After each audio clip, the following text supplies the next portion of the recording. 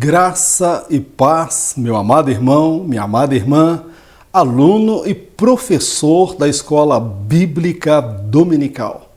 O projeto Auxílio ao Mestre está de volta. Eu, Mauro Lúcio, também professor de Escola Bíblica Dominical e apaixonado por escola bíblica, apaixonado pela Palavra de Deus, me coloco diante do Senhor e da dependência do Espírito Santo para comunicar ao seu coração verdades que ele já comunicou ao meu coração. E juntos poderemos fazer um grande trabalho para o nosso Senhor. Hoje estaremos abordando a lição de número 11, cujo título é Vivendo de forma moderada. Meu amado, o tema dessa lição diz respeito ao domínio próprio, temperança que o cristão precisa ter na sua vida. Ou seja, ele precisa ser equilibrado, moderado. Ele não pode pender nem para um lado e nem para o outro, para os extremos. Precisamos ter uma vida moderada, um cristianismo equilibrado. E uma das qualidades do fruto do Espírito chama-se domínio próprio, temperança, são qualidades e virtudes do Espírito Santo. Alguns outros nomes e títulos relacionados a essa tradução. Mas vamos ficar com essa aqui, vivendo de forma moderada. O cristão precisa ter domínio próprio, ser temperado e viver um cristianismo equilibrado. Nós só conseguimos assim fazer se estivermos, meu irmão, na dependência do Espírito Santo de Deus.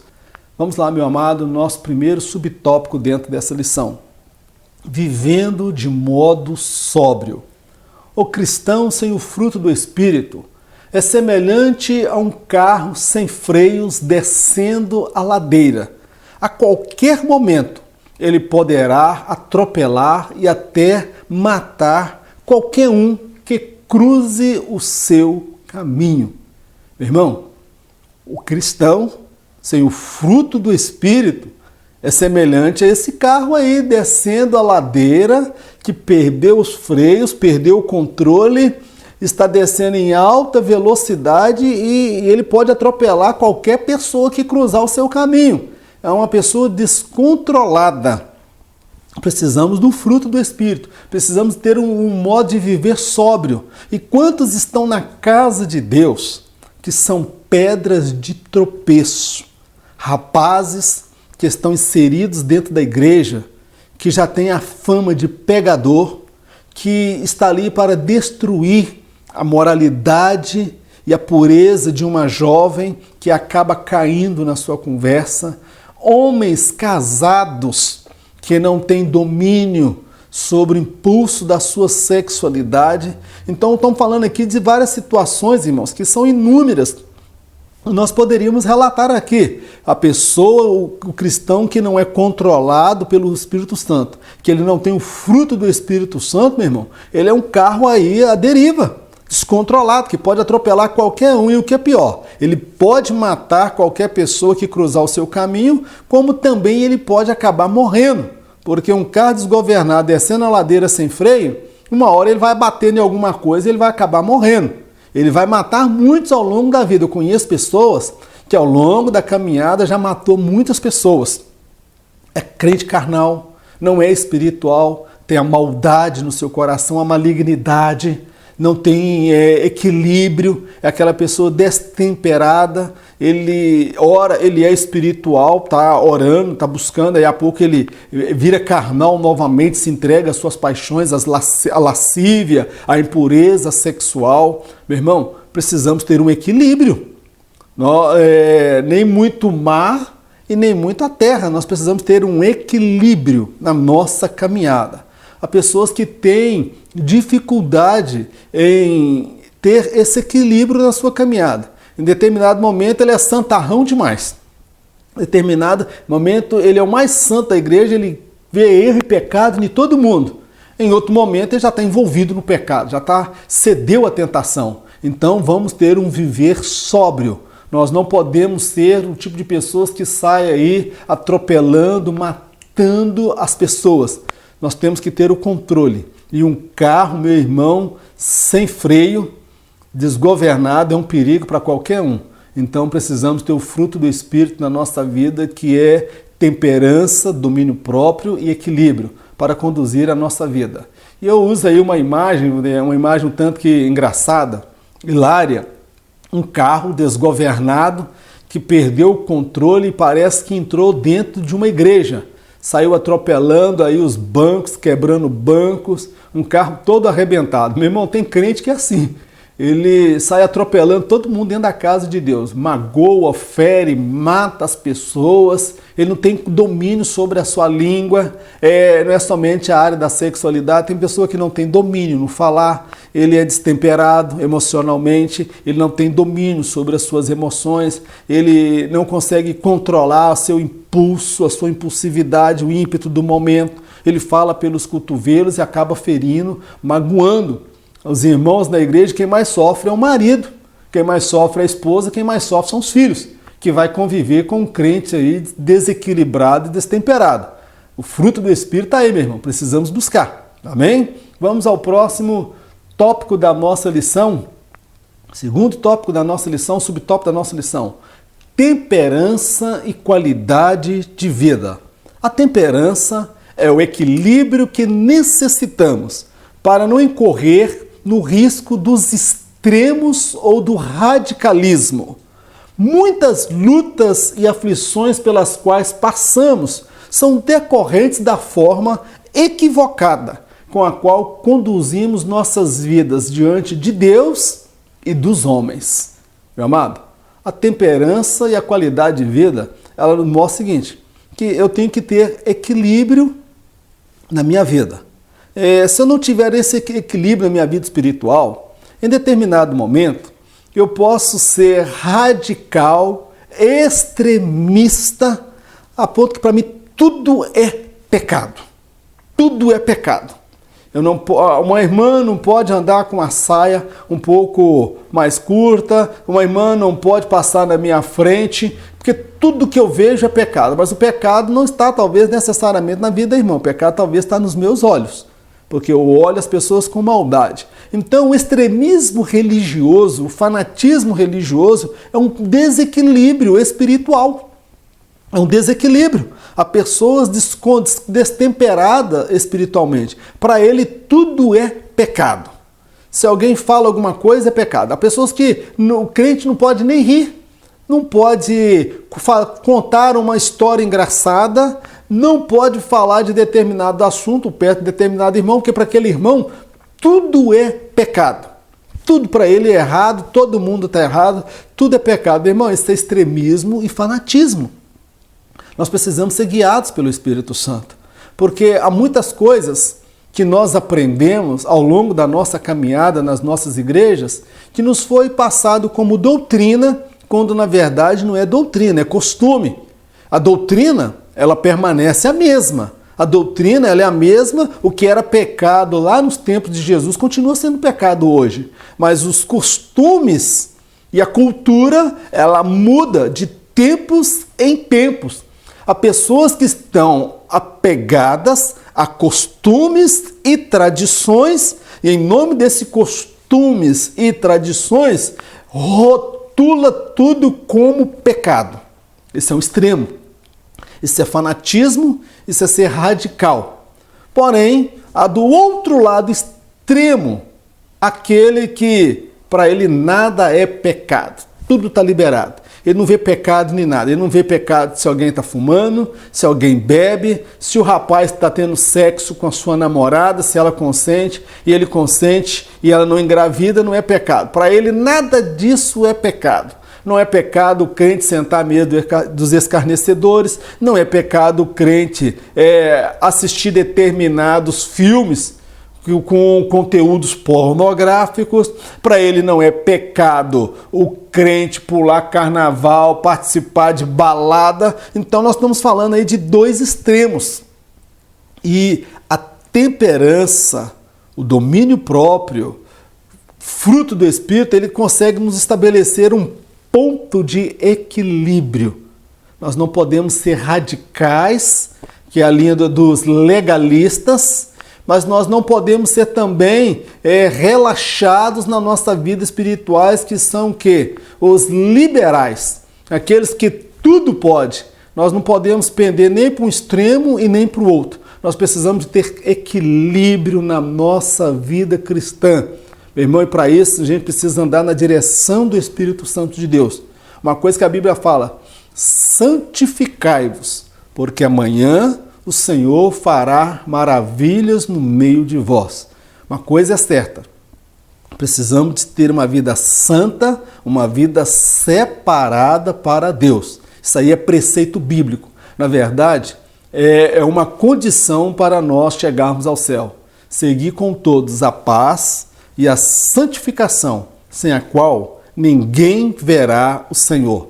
Então não sejamos demasiadamente extremistas e radicais, mas também não sejamos relaxados espirituais. Vamos ter um ponto de equilíbrio na nossa vida. Amém, meu querido? E o Espírito Santo está aí para nos capacitar e para nos conceder. Para o próximo momento eu uso esta imagem aí de um elefante. Olha que imagem mais irônica. Um elefante tentando se equilibrar ou conseguindo se equilibrar aí, me parece que entre 2 pés de coco e uma corda. Essa imagem é uma ilustração, é uma montagem.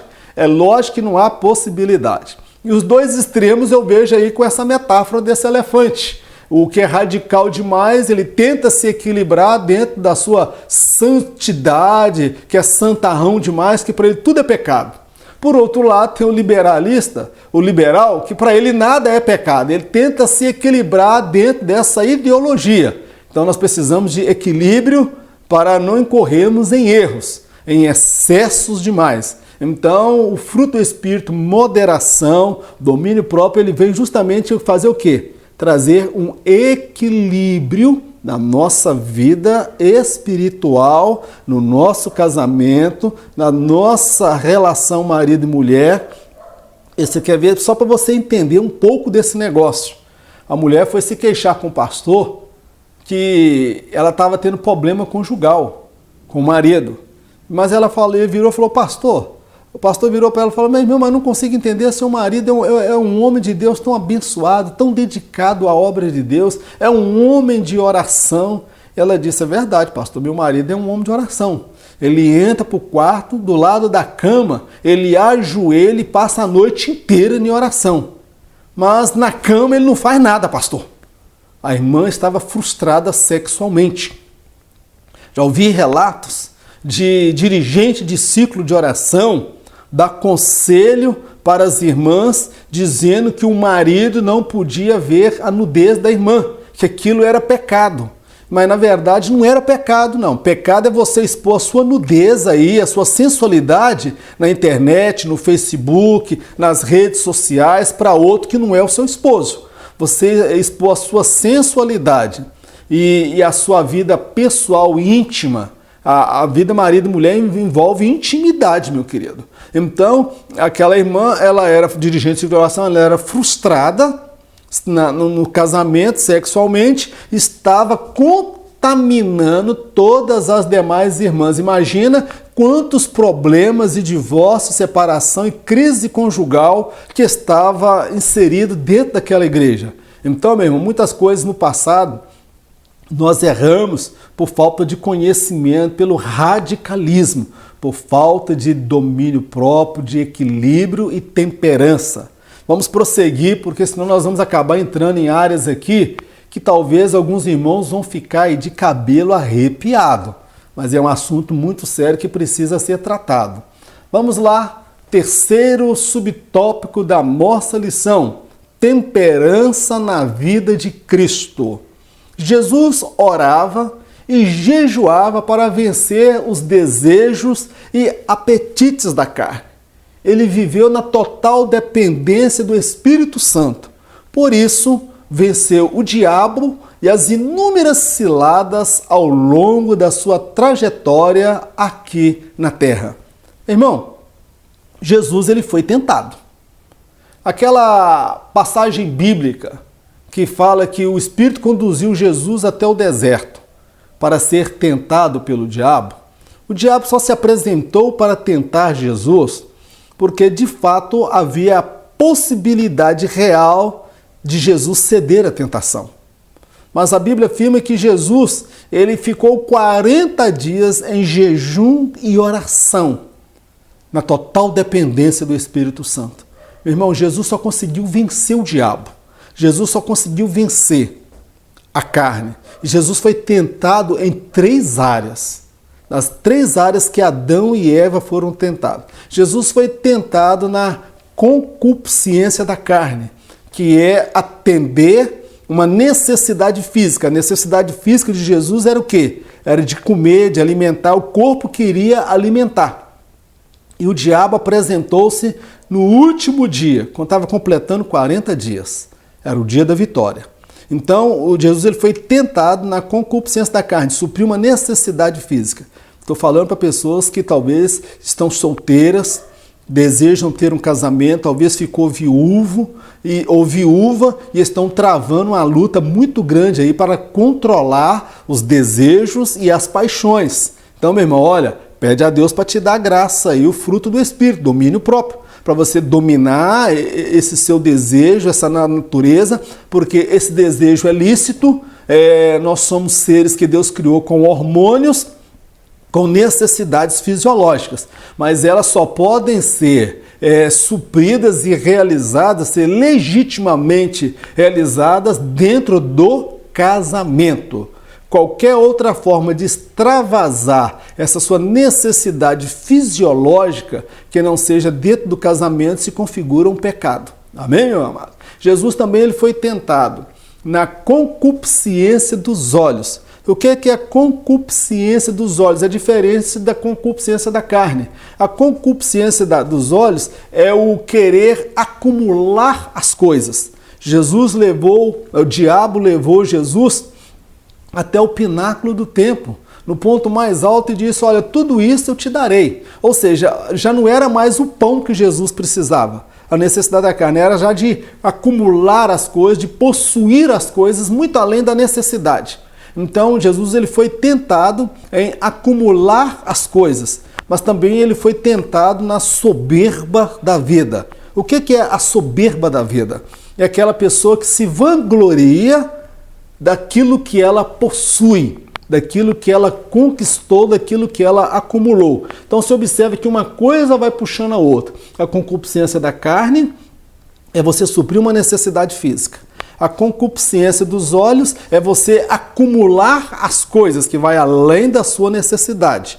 E a soberba da vida é você se vangloriar das suas conquistas, dos seus feitos e das suas realizações. Jesus foi tentado nessas 3 áreas. E ele foi tentado como um homem, ele não foi tentado como Deus. Ele foi como homem, porque ele veio como veio o primeiro Adão. A Bíblia fala do primeiro Adão e do segundo Adão. Jesus foi tentado, mas ele teve vitória, ele teve domínio sobre a sua natureza, sobre os seus impulsos, as suas necessidades, porque ele viveu na total dependência do Espírito Santo de Deus. Meu irmão, nós podemos vencer o impulso da nossa sexualidade, nós podemos vencer os nossos desejos, os nossos apetites, as nossas vontades, aquilo que nos tenta, as 3 áreas. Nós podemos vencer, não como homens, mas vencer na dependência do Espírito Santo de Deus.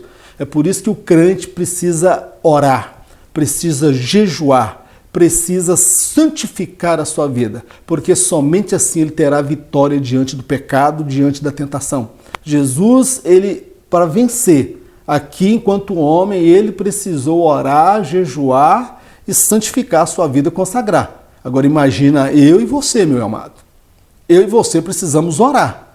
E eu já tenho dito nos meus vídeos anteriores e torno a reafirmar. Eu falo com temor de Deus para inspirar a sua vida. Durante esse trimestre dessa lição, eu estou orando, jejuando e consagrando a minha vida juntamente com a minha esposa e os meus 2 filhos. E nós estamos pedindo ao Senhor que nos dê o fruto do Espírito, pois somente assim poderemos vencer as inúmeras tentações ao longo da nossa caminhada. Meu amado, encerramos aqui o nosso primeiro vídeo relacionado ao nosso primeiro tópico. Estaremos produzindo um segundo vídeo e um terceiro vídeo relacionado ao segundo tópico e ao terceiro tópico.